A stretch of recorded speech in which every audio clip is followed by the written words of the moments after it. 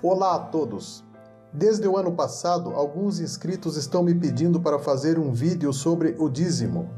E como eu prometi para vocês, hoje saiu o vídeo. O vídeo de hoje foi sugerido pelo Marcelo Melo, da cidade de Araruama, e Jairo Alves Cordeiro, de Pinhais, Paraná.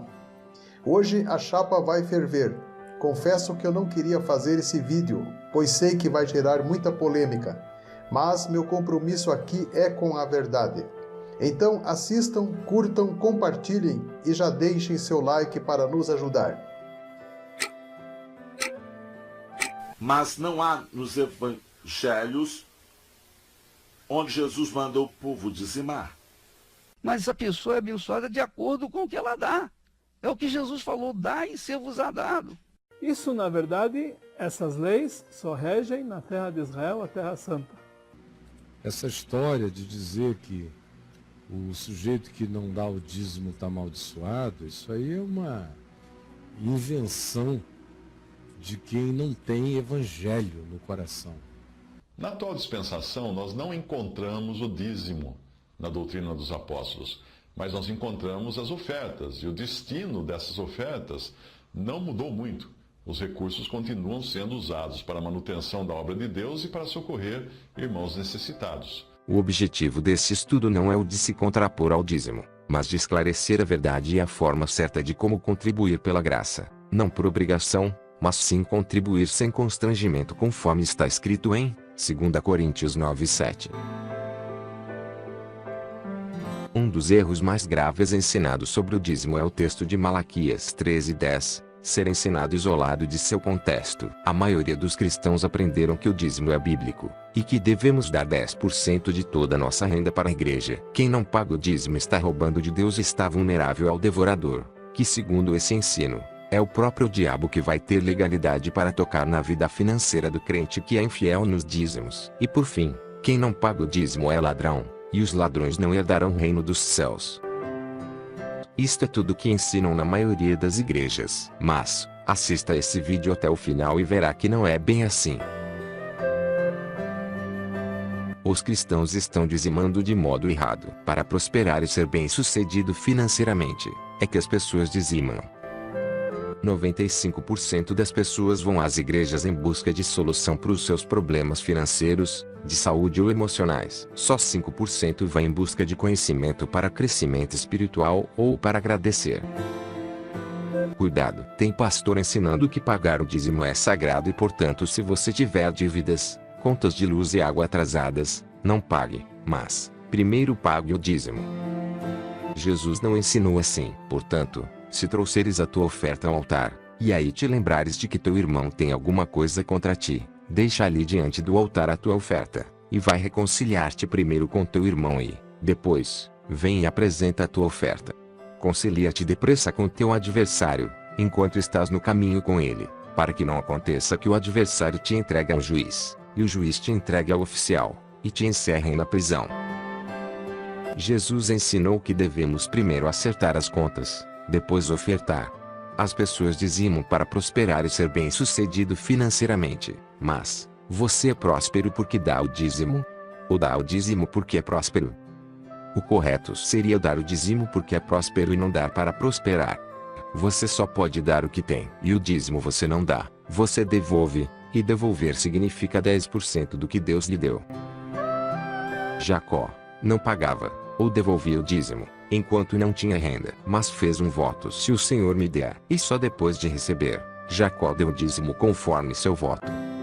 O dízimo não é proteção financeira. Não é porque sou dizimista que serei bem-sucedido financeiramente em tudo e nunca vou ficar desempregado ou doente. Coisas ruins também acontecem na vida de dizimista fiel. Digo isso por experiência própria. Eu tive dificuldades financeiras, tive prejuízos. O ladrão entrou em meu escritório e me roubou computadores e impressoras. Em 2008 eu quebrei minha perna bem no dia que ia dar estudo para jovens, e eu estava com meu dízimo em dia. Quando por dificuldade financeira parei de pagar o dízimo, também aconteceu ao contrário. Coisas boas me aconteceram no período em que não paguei o dízimo. Por que você dá os dízimos? Por constrangimento, medo de roubar, ou obrigado pelas normas da igreja.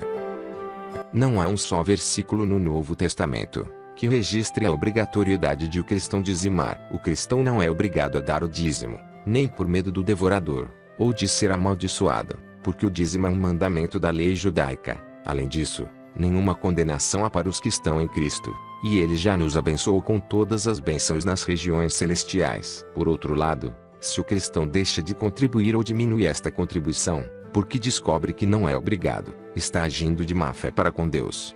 Como fez Ananias e Safira, ele deve contribuir sim e feliz porque sabe que pode fazê-lo por amor a Deus e não por imposição de homens, e segundo o que propuser em seu coração. O dízimo foi estabelecido para os judeus, não para a Igreja de Jesus Cristo.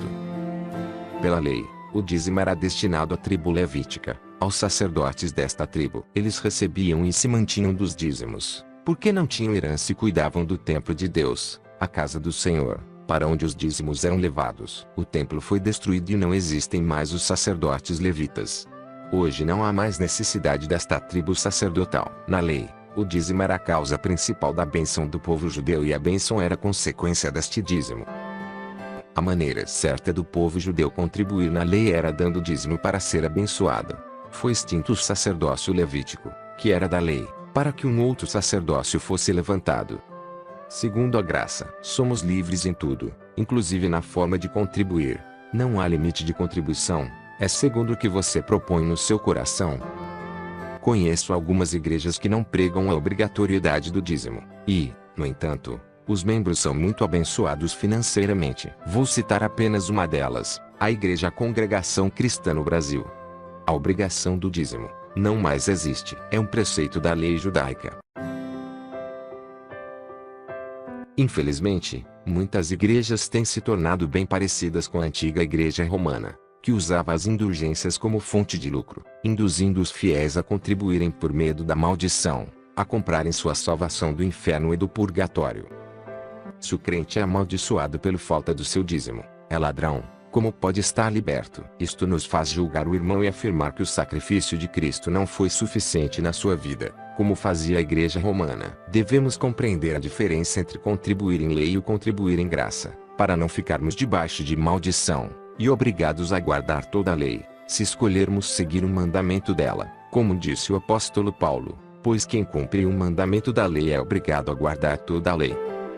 Somos servos do Senhor Jesus, não escravos de homens. E foi para a liberdade que Ele nos chamou.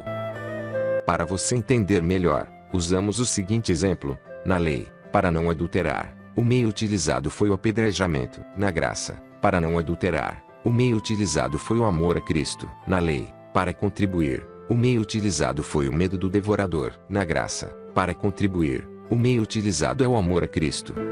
No adultério e na contribuição, mudou o meio, mas o objetivo foi o mesmo: não adulterar e sempre contribuir. Na graça, cada um deve contribuir segundo propôs no seu coração. Você vive debaixo da graça e não debaixo da lei. É por este motivo que se torna um erro gravíssimo o uso de Malaquias 3:10, em plena graça.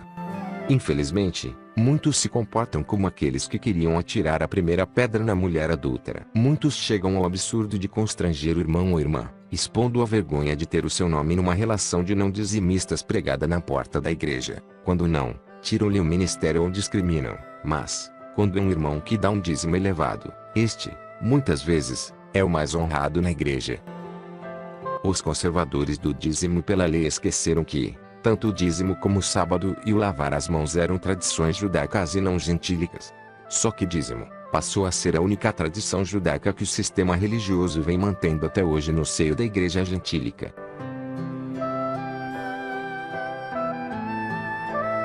Ao invés de incentivar os cristãos, com amor, a contribuírem na casa de Deus, muitas autoridades obrigam o pagamento do dízimo, ao usarem textos do Antigo Testamento, como: repreenderei o devorador. Roubais ao Senhor nos dízimos. Que produzem temor nas pessoas e medo de maldição, porque tais autoridades dependem de altos salários pagos pelas igrejas. Estão ensinando que Quem não dá o dízimo ainda não é salvo e vai para o inferno. Quem não dá o dízimo está roubando e os ladrões não vão para o céu. Dessa maneira estou ensinando que a expiação não é feita pelo sangue e sim pelo pagamento do dízimo. Ninguém é salvo por pagar o dízimo. O crente é salvo pelo sacrifício de Jesus. Pregar que o crente é salvo por pagar o dízimo é heresia. É mais um erro grave. Não temos o dever de chamar de ladrão a quem Jesus libertou. Se ele contribui com 0% ou 100% é uma atitude pessoal. Ele é livre para decidir. Em Mateus 23, 23, Jesus condenou a atitude dos judeus escribas e fariseus que dizimavam até o cominho e não ofertavam seu amor ao próximo. Infelizmente, muitos cristãos têm repetido esta mesma atitude. Malaquias diz: para que haja mantimento em minha casa. Bem diferente do que vemos hoje. Os levitas não recebiam dinheiro, eles comiam das ofertas. Comiam os grãos e a carne dos animais ofertados. Os levitas não enriqueciam com os dízimos, pois o dízimo não era dinheiro. O dízimo era entregue aos levitas uma vez por ano. Abrão, Jacó davam 10% do que produzia suas lavouras durante o ano. Sabemos que no tempo de Jacó ainda não existia o templo de Jerusalém com todo o sistema religioso funcionando, nem sacerdotes e levitas. Então de que forma Jacó pagou o dízimo? Como não se pagava o dízimo em dinheiro, Jacó seguiu os costumes da época. Provavelmente, ele pagou o seu dízimo em forma de alimento. Certamente ele distribuiu aos pobres e necessitados. Esta forma prática foi a maneira de Jacó cumprir a promessa de pagar os dízimos a Deus. De separarmos o dízimo de cada uma das produções agrícolas na terra de Israel durante os anos de produção. É costume e obrigação de cada judeu separar um dízimo, um décimo do seu ganho e dar isso para a caridade. Na igreja primitiva toda a contribuição era feita unicamente através de ofertas e partilha de bens. A igreja primitiva não pregava o dízimo, mas praticava a caridade. Não havia, pois, entre eles necessitado algum, porque todos os que possuíam herdades ou casas, vendendo-as, traziam o preço do que fora vendido, e o depositavam aos pés dos apóstolos. E repartia-se a cada um, segundo a necessidade que cada um tinha. Jesus disse para os fariseus que eles deveriam praticar o dízimo, e não desprezar o mais importante da lei. O que seria o mais importante da lei? O juízo, a misericórdia e a fé. Jesus disse que essas três coisas são mais importantes que o dízimo. Dízimo é alimento para alimentar os pobres, e não dinheiro. E digo isto, que o que semeia pouco, pouco também ceifará, e o que semeia em abundância ceifará. Cada um contribua segundo propôs no seu coração, não com tristeza, ou por necessidade, porque Deus ama o que dá com alegria. E Deus é poderoso para fazer abundar em vós toda a graça, a fim de que tendo sempre, em tudo, toda a suficiência, abundeis em toda a boa obra, conforme está escrito, espalhou, deu aos pobres, a sua justiça permanece para sempre. Muitos usam Mateus 23 e 23, para dizer que Jesus mandou pagar o dízimo. Jesus não está mandando dar. Ele estava repreendendo escribas e fariseus, que já eram dizimistas. Ai de vós, escribas e fariseus, hipócritas! Pois que dizimais hortelã, o endro e o cominho, e tendes omitido o mais importante. O que é mais importante da lei? O juízo, a misericórdia e a fé. Este versículo não é um mandamento, é uma repreensão de Jesus aos fariseus. Esse é o único versículo que Jesus menciona o dízimo, e foi para repreender os líderes religiosos da época. O devorador não é o diabo. O devorador de Malaquias 3, 10, era este inseto aí. O gafanhoto, ele que consumia o fruto da terra e a vide do campo. Se seu pastor lhe ensinar que o devorador é Satanás, corrija ele. O devorador é o gafanhoto. Quem é o ladrão mencionado em Malaquias? Os verdadeiros roubadores a qual Malaquias se refere eram os sacerdotes. Eles estavam roubando das viúvas e dos órfãos. E chegar-me-ei a vós para juízo, e serei uma testemunha veloz contra os feiticeiros, contra os adúlteros, contra os que juram falsamente, contra os que defraudam diarista em seu salário, e a viúva, e o órfão, e que pervertem o direito do estrangeiro, e não me temem, diz o Senhor dos Exércitos. Ao fim de 3 anos tirarás todos os dízimos da tua colheita no mesmo ano, e os recolherás dentro das tuas portas. Então virá o levita, pois nem parte nem herança tem contigo, e o estrangeiro, e o órfão, e a viúva, que estão dentro das tuas portas, e comerão, e fartar-se-ão, para que o Senhor teu Deus te abençoe em toda a obra que as tuas mãos fizerem. Deus determinou que os dízimos eram para sustentar os que não tinham condições, as viúvas, órfãos, os estrangeiros, e também os levitas que separavam os dízimos dos alimentos. O trabalho dos levitas era separar grãos, animais, aves. Infelizmente, hoje os pobres, as viúvas e órfãos não comem mais dos dízimos, pois estão usando o dízimo para a construção de templos magníficos, compra de redes de TV e para pagar altos salários de pastores presidentes de grandes denominações. Embora seja verdade que a lei do dízimo foi estabelecida para os judeus, não para a Igreja de Jesus Cristo ou crentes da Nova Aliança. Isso, na verdade, essas leis só regem na terra de Israel, a Terra Santa. O dízimo é sem dúvidas uma lei para suprir a necessidade de seu povo. E se hoje o dízimo fosse usado e administrado de forma correta, para a caridade, certamente os cristãos seriam muito mais abençoados. Aquele que dá ao pobre enriquecerá, o que dá ao pobre não terá falta. Mas o que esconde os seus olhos terá muitas maldições. E todas as nações vos chamarão bem-aventurados, porque vós sereis uma terra deleitosa, diz o Senhor dos Exércitos. E depois fazei prova de mim nisto, diz o Senhor dos Exércitos, se eu não vos abrir as janelas do céu, e não derramar sobre vós uma bênção tal até que não haja lugar suficiente para recolherdes. Chegamos ao fim de mais um vídeo. Você aprendeu alguma coisa com esse estudo? Conte nos comentários aí embaixo. E não se esqueça de compartilhar e deixar seu like.